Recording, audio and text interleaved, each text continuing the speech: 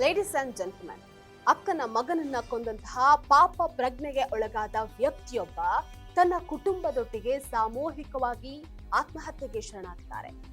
ಹೇಗೆ ಆತ್ಮಹತ್ಯೆಗೆ ಶರಣಾದವರು ಬೆಂಗಳೂರು ಮೂಲದವರಾಗಿರುವುದು ಗಮನಾರ್ಹ. ಏನು ಆ ಕಥೆ ನೋಡ್ತಾ ಹೋಗೋಣ.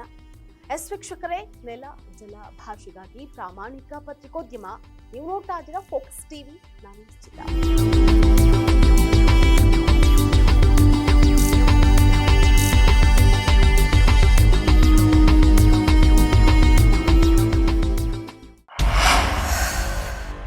ಆನ್ಲೈನ್ ಗೇಮ್ ಚಟಕ್ಕೆ ದಾಸನಾಗಿದ್ದ ಅಕ್ಕನ ಮಗನನ್ನ ಕೊಲೆಗೈದಂತಹ ಪಾಪ ಪ್ರಜ್ಞೆ ಹಾಗೆ ಜಿಗುಪ್ಸೆಯಿಂದ ನೊಂದಂತಹ ಮಾವ ಸೇರಿದಂತೆ ಒಂದೇ ಕುಟುಂಬದ 4 ಬಿಹಾರದ ಯಾತ್ರಾ ಸ್ಥಳವೊಂದರಲ್ಲಿ ಸಾಮೂಹಿಕವಾಗಿ ಆತ್ಮಹತ್ಯೆಗೆ ಶರಣಾದಂತಹ ಮನಕಲಕುವ ಘಟನೆ ನಡೆದಿದೆ.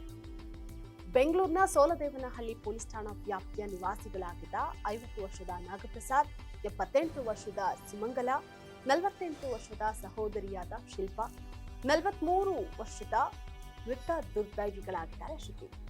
ಇನ್ನು ಬಿಹಾರದ ನಲಂದಾ ಜಿಲ್ಲೆಯ ರಾಜಗಿರಿಧರದಲ್ಲಿರುವಂತಹ ಜೈನ ಧರ್ಮಶಾಲೆಯೊಂದರಲ್ಲಿ ಇವರ ಮೃತದೇಹಗಳು ಪತ್ತೆಯಾಗಿದೆ.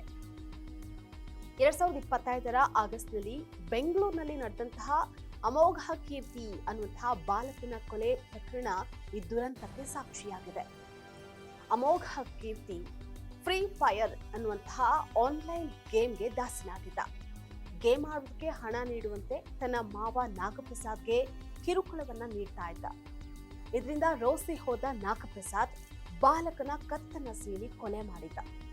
ಇದಕ್ಕೆ ಸಂಬಂಧಪಟ್ಟಂತೆ ಸೋಲದೇವನಹಳ್ಳಿ ಪೊಲೀಸರು ನಾಗಪ್ರಸಾದ್ನ ಬಂಧನಕ್ಕೊಳಪಡಿಸಿದ್ರು. एफएसएल की टीम पटना से हम लोगों ने एक्सपर्ट बुलाए हैं. एफएसएल की टीम आप जैसा सभी देख रहे हैं कि सब लोग अपना एफएसएल की टीम काम कर रही है.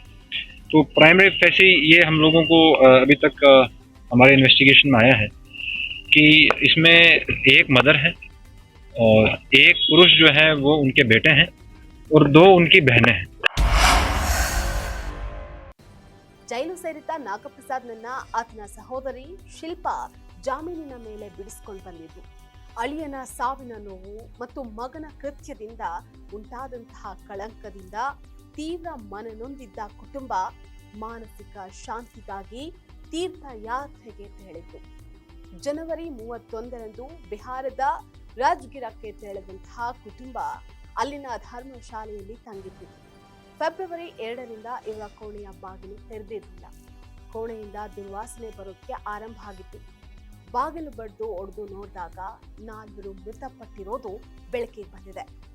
ಘಟನಾ ಸ್ಥಳದಲ್ಲಿ ನಿದ್ದೆ ಮಾತ್ರೆಗಳು ಪತ್ತೆಯಾಗಿದ್ದು ಅತಿಯಾದ ಮಾತ್ರೆಯ ಸೇವನೆಯೇ ಸಾವಿಗೆ ಕಾರಣ ಅಂತ ಶಂಕಿಸಲಾಗಿದೆ. ಮೃತ ನಾಗಪ್ರಸಾದ್ ಜೇಬಿನಲ್ಲಿದ್ದಂತಹ ಚೀಟಿ ಮತ್ತು ಆಧಾರ್ ಕಾರ್ಡ್ ಆಧಾರದ ಮೇಲೆ ಮೃತರ ಗುರುತು ಪತ್ತೆ ಹಚ್ಚಲಾಗಿದೆ. ನಳಂದ ಪೊಲೀಸರು ಬೆಂಗಳೂರು ಪೊಲೀಸರೊಟ್ಟಿಗೆ ಸಂಪರ್ಕದಲ್ಲಿದ್ದಾರೆ. ಒಟ್ಟಾರೆ ಒಂದು ಆನ್ಲೈನ್ ಗೇಮ್ ವ್ಯಸನ ಹೇಗೆ ಹದಿಹರೆಯದ ಜೀವವನ್ನ ಬಲಿಯನ್ನ ಪಡೆಯುತ್ತಲ್ವ, ಅಂತಿಮವಾಗಿ ಇಡೀ ಕುಟುಂಬವನ್ನೇ ಬಲಿ ತೆಗೆದುಕೊಂಡಿದ್ ಮಾತ್ರ ವಿಪರ್ಯಾಸವೇ ಸರಿ. ಇದಾಗಿತ್ತು ಇವತ್ತಿನ ಫೋಕಸ್ ಸ್ಪೆಷಲ್ ಸ್ಟೋರಿ. ನೆಲ ಜಲ ಭಾಷೆಗಾಗಿ ನೋಡ್ತಾ ಇರಿ ಫೋಕಸ್ ಟಿವಿ.